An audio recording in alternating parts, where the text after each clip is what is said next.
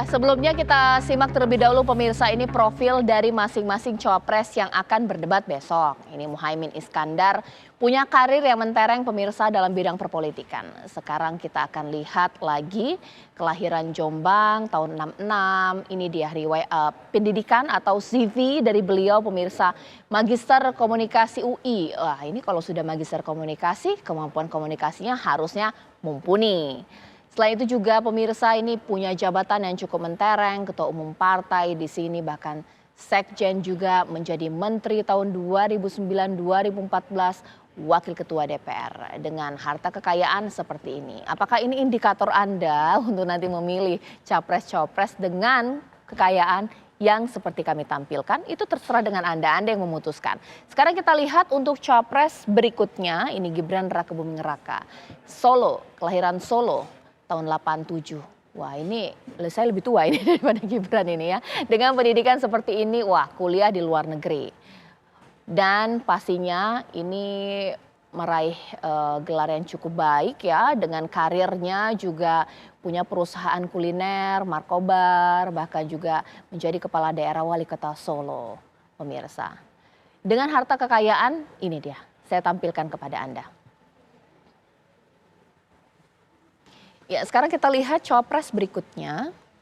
Wah, ini masih ada ya, dengan harta kekayaan yang seperti saya tampilkan. Sekarang kita lihat cawapres berikutnya, Mahfud MD. Kelahiran Sampang tahun 57 dengan riwayat pendidikan ini paling panjang sebenarnya dari riwayat pendidikan ya, karena meraih gelar Doktor Ilmu Hukum Tata Negara. Tapi apakah ini nanti menjadi indikator keberhasilan dalam debat? Kita tidak tahu. Nanti kita tunggu saja esok. Karirnya di bidang politik ini juga cukup panjang, pernah menjadi ketua Balek, bahkan ketua MK, menjadi Menko Polhukam sampai dengan saat ini pemirsa. Dengan harta kekayaan saya tampilkan kepada Anda.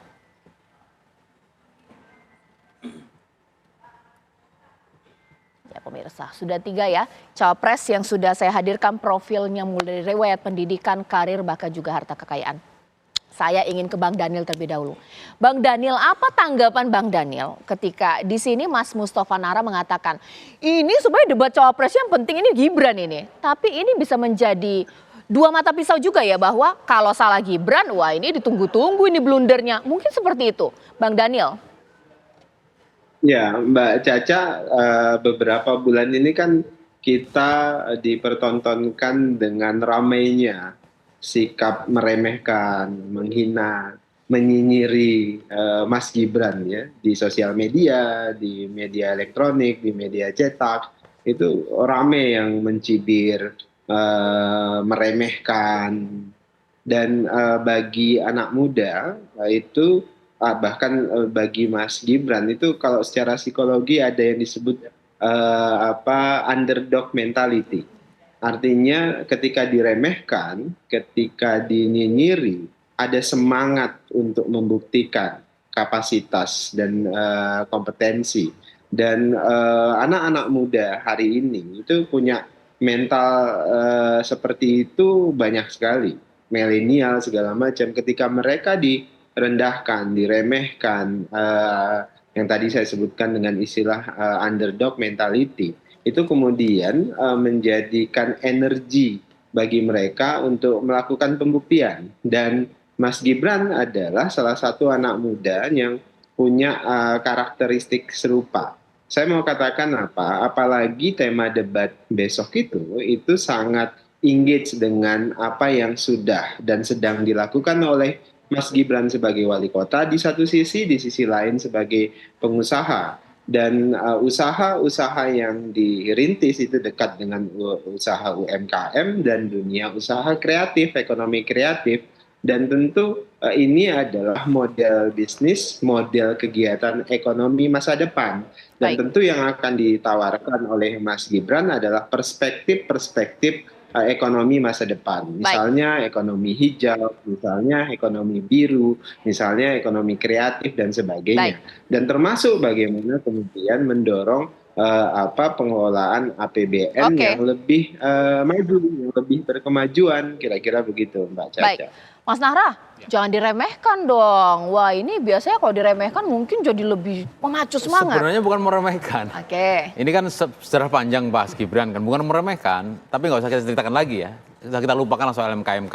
Ini kan soal hubungan antara Pak Gibran dengan Pak Mahfud. Pak Mahfud kan menterinya Pak Jokowi, sedangkan Gibran anaknya itu adalah bapaknya adalah Pak Jokowi. Bayangin coba, nanti apakah berani Gibran berdebat atau Mahfud berani berdebat dengan Gibran, sementara bapaknya Gibran adalah bos gua gitu kan, kira-kira gitu lah.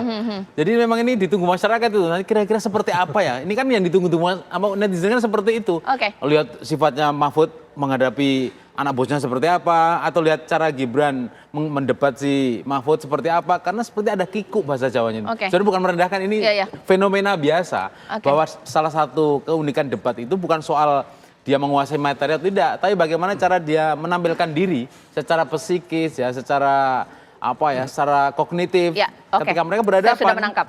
Kayak gitu. Ya, Mas Rinto, Pak Mahfud berani nggak? Ini anak presiden loh. Seperti itulah sederhananya ya. Ya kalau yang namanya kontestasi ya, Pak Mahfud itu punya mental, beliau itu sangat menghargai lawan bicara ya. Ya. Apakah dia tua, sebaya atau anak-anak, beliau sangat mendengar sekali dan menghargai lawan bicaranya. Pak Mahfud tidak akan di medsos nih sudah panas nih, seolah-olah ini dibentur-benturin kan.